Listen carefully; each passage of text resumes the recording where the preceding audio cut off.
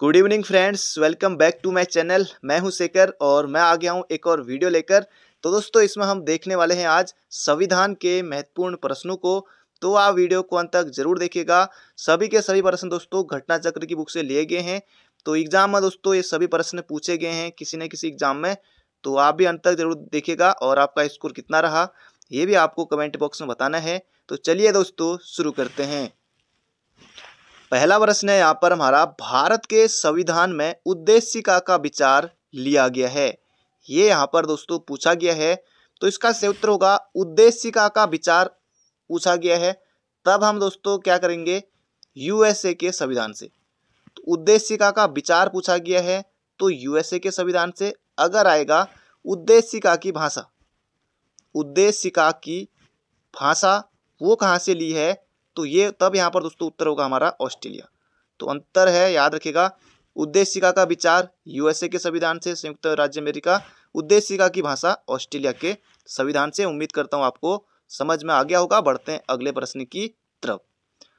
अगला प्रश्न है, भारतीय राजनीतिक व्यवस्था में इनमें से कौन सर्वोच्च है? सर्वोच्च न्यायालय क्या सर्वोच्च है, संविधान, धर्म या फिर संसद? तो इसका सही उत्तर होगा दोस्तों हमारा ऑप्शन नंबर बी, संविधान जो है दोस्तों सर्वोच्च है। तो ये आपको बिल्कुल याद रखना है। तो बढ़ते हैं दोस्तों अगले प्रश्न की तरफ। बाकी दोस्तों संविधान से ही शासन के सभी अंग यानी कि जो भी हैं, ये संसद वगैरह जो भी हैं, तो इसी से तो दोस्तों सब शक्ति प्राप्त करते हैं। तो बढ़ते हैं अगले प्रश्न की तरफ। तो संविधान हमारा सर्वोच्च है। अगला प्रश्न है, ये दोस्तों जबरदस्त क्वेश्चन है, कई बार कई एग्जाम में पूछा गया है। भारत में न्यायिक पुनरीक्षण जुडिशियल रिव्यू की संकल्पना किस देश के संविधान से ली गई है? दोस्तों जबरदस्त क्वेश्चन है और एग्जाम में ये प्रश्न आपका बन सकता है। तो याद रखिएगा दोस्तों, संयुक्त राज्य अमेरिका के संविधान से न्यायिक पुनरीक्षण या फिर जुडिशियल रिव्यू की संकल्पना ली गई है। तो बहुत ज़्यादा महत्वपूर्ण प्रश्न है, एग्जाम में दोस्तों आपको देखने को मिल सकता है। बाकी न्यायिक पुनर्लोकन की व्यवस्था है, अगला प्रश्न इसी संबंधित है। अगला प्रश्न है, न्यायिक पुनरावलोकन की व्यवस्था है केवल भारत में, केवल यूएसए में, या केवल यूके में, या फिर भारत और यूएसए दोनों में? दोस्तों ये भारत और यूएसए संयुक्त राज्य अमेरिका दोनों में है। तो ये आपको दोस्तों बिल्कुल याद रखना है। तो बढ़ते हैं अगले प्रश्न की तरफ। बहुत ज़्यादा महत्वपूर्ण प्रश्न है। अगला प्रश्न है यहाँ पर हमारा, भारत की संघात्मक व्यवस्था। जबरदस्त क्वेश्चन है दोस्तों, कई बार बना है। भारत की संघात्मक व्यवस्था निम्नलिखित में से किस देश से संबंधित है? कनाडा, यूनाइटेड किंगडम, आयरलैंड या फिर संयुक्त राज्य अमेरिका? तो संघात्मक व्यवस्था दोस्तों, संघीय शासन, संघात्मक व्यवस्था ये लिया हमने कहाँ से? कनाडा से। बाकी अभी आयरलैंड से क्या क्या लिया, अभी सब प्रश्न आते रहेंगे नीचे को। ये हो जाएगा दोस्तों हमारा कनाडा। तो ऑप्शन नंबर ए हो जाएगा इसका बिल्कुल सही उत्तर। दोस्तों रिवीजन के लिए काफ़ी अच्छा है। और बाकी आप भी दोस्तों बुक से पढ़ते रहिए, जहाँ से भी पढ़ रहे हैं, और चीज़ें भी पढ़ते रहिए जो समय अभी आपको मिला है। अगला प्रश्न है, भारतीय संविधान, भारतीय संविधान किस देश की पद्धति पर, किस देश की संघवाद तो पढ़ाई नहीं, भारतीय संघवाद किस देश की पद्धति पर आधारित है? वही है दोस्तों अभी हमने जो देखा था कि संघात्मक व्यवस्था कहाँ से ली है, और अलग एग्जाम में कि इस तरह से पूछा गया कि भारतीय संघवाद, तो संघवाद आए, संघात्मक व्यवस्था आए। प्रश्न दोस्तों कैसे भी आए, आपको उत्तर गलत नहीं करना है। उत्तर होगा दोस्तों इसका कनाडा। तो याद रखिएगा कनाडा से हमने लिया है। तो बढ़ते हैं दोस्तों अगले प्रश्न की तरफ। अगला प्रश्न यहाँ पर हमारा, भारत के संविधान में, भारत के संविधान में सम्मिलित समवर्ती सूची किस देश की देन है? दोस्तों बहुत ज़्यादा महत्वपूर्ण प्रश्न है। समवर्ती सूची अभी हाल ही में वीडियो या किसी एग्जाम में और बना था ये प्रश्न। बाकी आने वाले एग्जाम में एसआई, पटवारी, कांस्टेबल, अलग अलग एग्जाम होने हैं। फॉरेस्ट गार्ड कहीं भी बन सकता है। बहुत ज़्यादा महत्वपूर्ण प्रश्न है, भारत के संविधान में सम्मिलित समवर्ती सूची। बाकी सिंपली आप इतना याद रखिए कि समवर्ती सूची हमने कहाँ से ली है दोस्तों, ये लिया है ऑस्ट्रेलिया से। तो ऑस्ट्रेलिया बिल्कुल याद रखेगा, ऑप्शन नंबर बी हो जाएगा इसका बिल्कुल सही उत्तर। बाकी इसी तरह का प्रश्न बनेगा वहाँ पर, क्योंकि वनडे एग्जाम है तो इसमें ज़्यादा उस तरह के जो कूट वाले जो बड़े एग्जाम में प्रश्न बनते हैं, वैसे खैर हमारे यहाँ भी फिलहाल कम ही बनते हैं। लेकिन आने वाले अगली बार जब आप पेपर देने बैठेंगे उत्तराखंड में भी, जब अगली बार जब भर्तियों की बाढ़ आएगी, तो उस समय दोस्तों और लेवल के जैसे कूट वाले प्रश्न जो होते हैं कि इनमें से कौन सा नहीं है, जो जैसे आप बड़े एग्जाम में देखते हैं यूपीएससी, या फिर खैर उतने भी नहीं, लेकिन जो यूपी पीसीएस है वहाँ भी थोड़े ठीक ठाक लेवल के अलग प्रश्न बनते हैं। तो अगली बार दोस्तों यहाँ भी चलन रहेगा। तो तब तक दोस्तों आपको इसी बार निकाल लेना है। अगला प्रश्न है, भारत ने समवर्ती सूची की संकल्पना किस देश से उद्धृत की है। बाकी दोस्तों वही प्रश्न है, बाकी उसी प्रश्न को दोस्तों इस तरह से पूछा गया है। तो उत्तर इसका क्या होगा, तो ये होगा दोस्तों ऑस्ट्रेलिया के संविधान से। आयोग दोस्तों एक ही क्वेश्चन को 50 तरीके से पूछ सकता है। बाकी दोस्तों जैसे उत्तराखंड में आपको बताया कि जैसे वीर चंद्र सिंह गढ़वाली योजना है, वो पता है कि उसी को कई तरीके से आयोग ने न मालूम कितनी बार पूछ दिया होगा। बाकी और भी कई प्रश्न ऐसे हैं जो सदाबहार प्रश्न है, बार बार वही आते हैं। ये हो जाए दोस्तों ऑस्ट्रेलिया के संविधान से। अगला प्रश्न दोस्तों जबरदस्त क्वेश्चन है, भारतीय संविधान में, इसे तो जरूर से याद रख लीजिएगा, बाकी याद ही होगा आप सभी को। भारतीय संविधान में राज्य के नीति निर्देशक तत्वों की संकल्पना किस देश के संविधान पर आधारित है। यूएसएसआर, जापान, फ्रांस या फिर आयरलैंड। जबरदस्त क्वेश्चन है दोस्तों, बहुत ज़्यादा महत्वपूर्ण प्रश्न है। तो इसका सही उत्तर हो जाएगा नीति निर्देशक तत्व। ये लिए दोस्तों हमने कहाँ से, आयरलैंड से। तो बिल्कुल याद रखिएगा, संविधान के दोस्तों भाग 4 के अंतर्गत है। भाग का नाम भी आपको याद रखना है। बाकी अनुच्छेद कहाँ से कहाँ तक है दोस्तों, अनुच्छेद 36 से लेकर अनुच्छेद 51 तक है। तो ये भी आपको याद रखना है। तो बढ़ते हैं अगले प्रश्न की तरफ। अगला प्रश्न है, भारतीय संविधान में मौलिक कर्तव्यों का विचार लिया गया है। ये आपको यहाँ पर बताना है कि हमने मौलिक कर्तव्यों के विचार दोस्तों कहाँ से लिए हैं, ये आपको यहाँ पर बताना है। अमेरिकी संविधान से, ब्रिटिश संविधान से, या फिर पूर्वी सोवियत संघ रूस पूर्वी सोवियत संघ संविधान से, या फिर फ्रांस के संविधान से। तो इसका सही उत्तर दोस्तों मौलिक कर्तव्य अमेरिका नहीं होगा, इसका सही उत्तर होगा रूस पूर्व सोवियत संघ के संविधान से। तो ये आपको दोस्तों बिल्कुल याद रखना है। ये दोस्तों इससे खास बात, इसके बारे में जानना आपको बहुत ज़्यादा जरूरी है। पहली बात, अनुच्छेद कौन सा है, मूल कर्तव्य किस अनुच्छेद में, तो अनुच्छेद 51 का को। एक प्रश्न आपको याद रखना है, ये मूल संविधान में थे या नहीं थे। दोस्तों नहीं थे। तो कब जोड़े गए, तो ये जोड़े गए दोस्तों 42वें संविधान संशोधन 1976 के द्वारा मूल कर्तव्य को जोड़ा गया। तो और ये हमने कहाँ से लिए हैं, तो रूस से हमने दोस्तों लिए हैं। ये आपको बिल्कुल याद रखना है। जबरदस्त क्वेश्चन है, बिल्कुल धांसू प्रश्न है। अगला प्रश्न है, लिखित संविधान का प्रारंभ किस देश में हुआ था। तो लिखित संविधान दोस्तों भारत नहीं होगा, इसका सही उत्तर दोस्तों अमेरिका में हुआ था। तो ये आपको बिल्कुल याद रखना है। संयुक्त राज्य अमेरिका में दोस्तों संविधान पहला जो था लिखित यहाँ प्रारंभ हुआ था। और विश्व का अगर बात करें दोस्तों सबसे बड़ा जो लिखित संविधान है वो किसका है, वह है दोस्तों अपने प्यारे इंडिया का, अपने प्यारे भारत का है। लेकिन दोस्तों सबसे छोटा जो लिखित संविधान है वो कहाँ का है, वो अमेरिका का है। भारत के संविधान में कितने अनुच्छेद दोस्तों, 395, लेकिन उस हिसाब से बाकी वर्तमान में ज़्यादा हैं। और अमेरिका के संविधान में कितने अनुच्छेद दोस्तों, मात्र 7 अनुच्छेद है, मात्र 7 अनुच्छेद। तो देखिए भारत में कितने हैं आपको बताइए। अगला प्रश्न है, ये भी जबरदस्त है दोस्तों, जबरदस्त क्वेश्चन है, बिल्कुल धांसू प्रश्न है।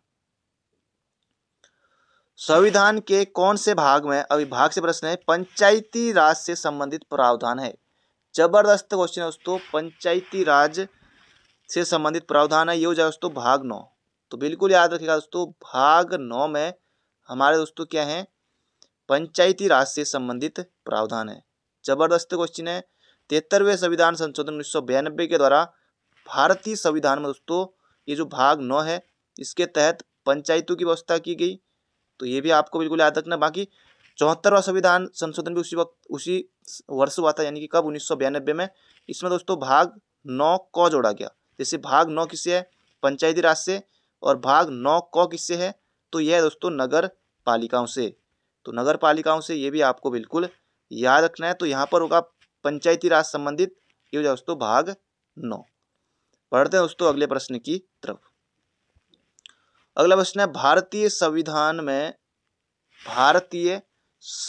में है कितने अनुच्छेद दोस्तों, यहाँ पर 500 अनुच्छेद, 350, या फिर कुछ इस तरह से दोस्तों यहाँ पर दिया हुआ है 400 से अधिक अनुच्छेद। तो इसका सही उत्तर होगा दोस्तों हमारा ऑप्शन नंबर सी, 400 से अधिक अनुच्छेद। तो वर्तमान में दोस्तों अगर देखें लगभग 465 या इसके आसपास दोस्तों पहुँच गए हैं।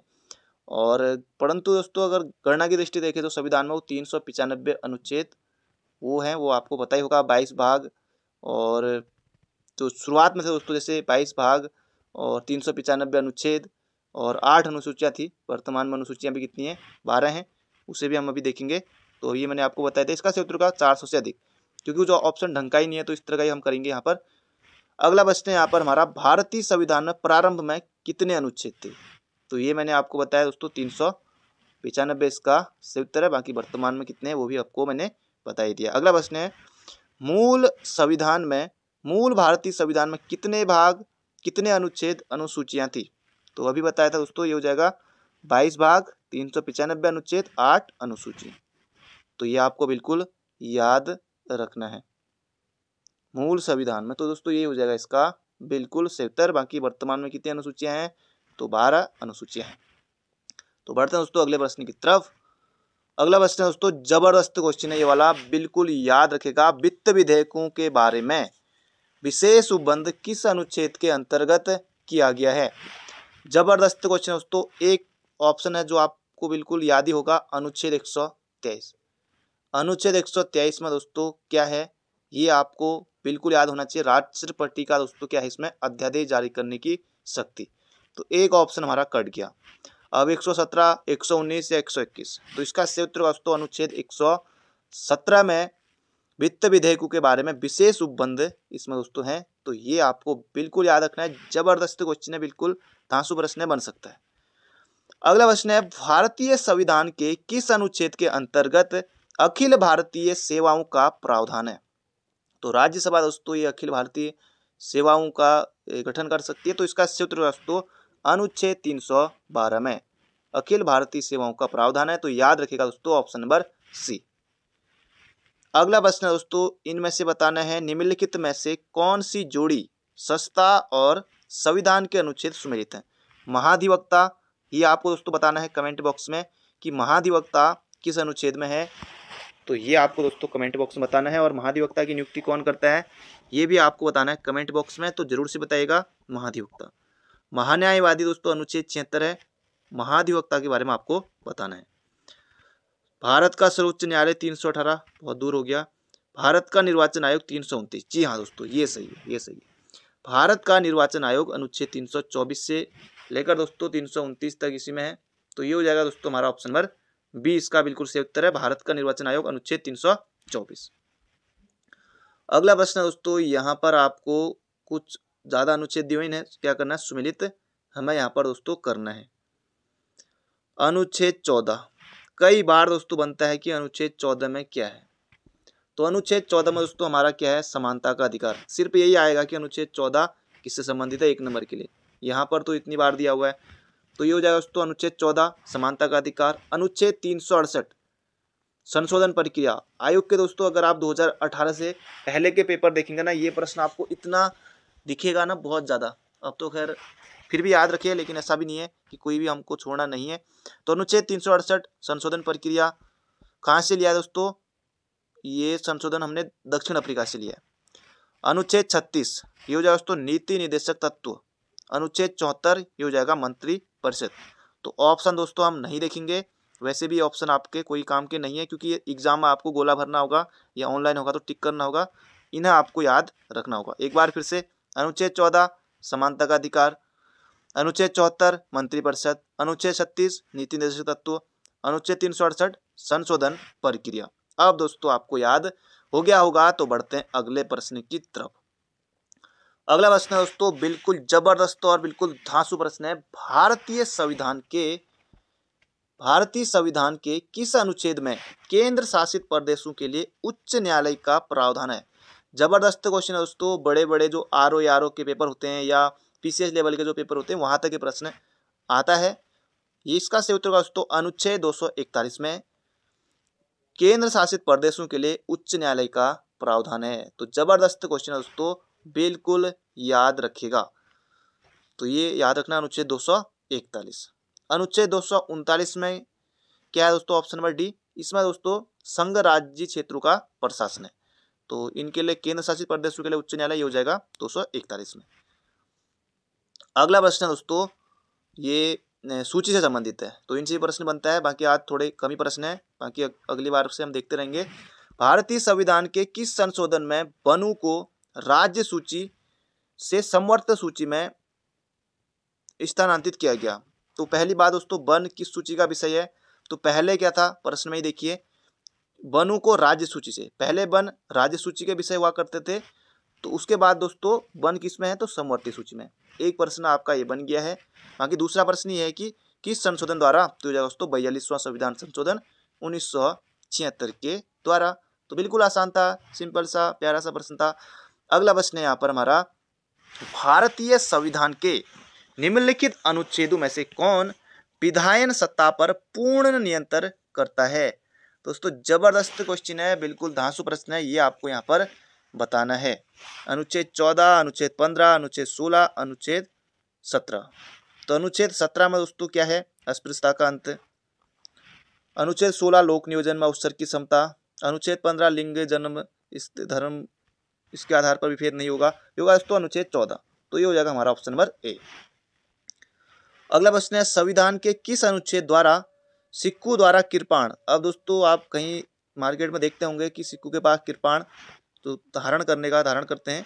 तो संविधान के किस अनुच्छेद द्वारा सिक्कों द्वारा कृपाण धारण करने की धार्मिक स्वतंत्रता का अंग माना गया है, ये आपको बताना। ये हो जाएगा दोस्तों अनुच्छेद 25 के तहत। तो ये हो जाएगा हमारा ऑप्शन नंबर बी। अगला प्रश्न दोस्तों, ये बार बार दोस्तों ये रीट वाले प्रश्न ना, इन्हें तो जरूर से आप याद कर लीजिएगा, क्योंकि ये महत्वपूर्ण है, ये जरूर बनते हैं और आते भी हैं और फिर गलती भी होती है, तो इसलिए आपको इनको जरूर से याद करना है। जब सर्वोच्च न्यायालय किसी व्यक्ति अथवा संस्था को उसके दायित्व के निर्वहन हेतु लेख जारी करता है तो उसे कहते हैं उत्प्रेषण लेख, अधिकार परीक्षा, बंदी प्रत्यक्षीकरण या फिर परमादेश। तो इसका संयुक्त वास्तु परमादेश, हम आदेश देते हैं परमादेश।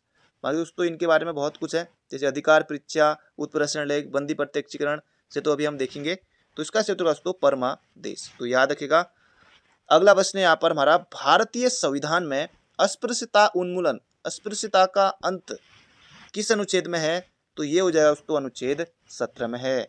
तो बिल्कुल याद रखिएगा, ऑप्शन नंबर सी हो जाएगा इसका बिल्कुल सही उत्तर। और बाकी 15-16 के बारे में हम देख चुके हैं। अनुच्छेद 18 में दोस्तों ये है उपाधियों का अंत। उपाधियों तो दोस्तों जैसे किसी को भारत रत्न मिला है तो भारत रत्न अपने नाम के आगे नहीं लगाएंगे, जैसे भारत रत्न सचिन तेंदुलकर इस तरह से नहीं लिखेंगे। जैसे दोस्तों जो शिक्षा और सेना वाली उपाधियां हैं, जैसे लेफ्टिनेंट कर्नल अपने नाम के आगे आप लगा सकते हैं, लेफ्टिनेंट कर्नल जो भी है आपका नाम। और इसके अलावा जो शिक्षा वाली जो डॉक्टर ये सब लगाते हैं, सब लगा सकते हैं, बाकी ये वाला नहीं लगा सकते। तो इसका संयुक्त दोस्तों यहाँ पर हमारा अनुच्छेद 17 में है, बाकी उपाधियों का अंत अनुच्छेद 18 में। अगला प्रश्न है, संपत्ति के मौलिक अधिकार को कब समाप्त किया गया। 44वां संविधान संशोधन 1978 के द्वारा।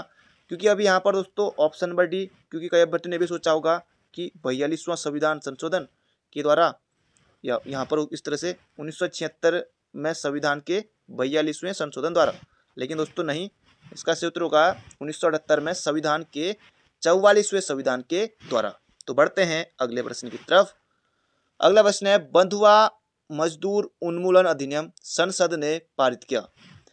दोस्तों कई बार पूछा जाने वाला प्रश्न है और हर राज्यों के पेपर में आता है, और भी राज्यों में जैसे आप यूपी, एमपी और जगह भी आता है, हर जगह आता है प्रश्न। तो इसका सही उत्तर दोस्तों अनुच्छेद 76 है। बंधुआ मजदूरी उन्मूलन अधिनियम संसद ने पारित किया था दोस्तों 1976 में, रट लीजिएगा, सिंपली एक नंबर आपको मिल जाएगा। अगला प्रश्न है दोस्तों, ये भी बिल्कुल जबरदस्त क्वेश्चन है, बिल्कुल धांसू प्रश्न है। व्यक्तिगत स्वतंत्रता के लिए उच्च न्यायालय निम्नलिखित में से किस रीट को जारी करता है। परमादेश, अधिकार परीक्षा, प्रतिषेध या फिर बंदी प्रत्यक्षीकरण। तो इसका सही उत्तर दोस्तों बंदी प्रत्यक्षीकरण। व्यक्तिगत स्वतंत्रता के लिए उच्च न्यायालय इस रीट को जारी करता है। तो दोस्तों ये थे आज के हमारे महत्वपूर्ण प्रश्न। तो बाकी मिलते हैं बहुत जल्दी एक नई वीडियो में। चैनल पर नए हो तो चैनल को सब्सक्राइब जरूर कर लीजिएगा। Thank you friend, thank you so much. अपना ध्यान रखिए, बाकी तैयारी करते रहिए।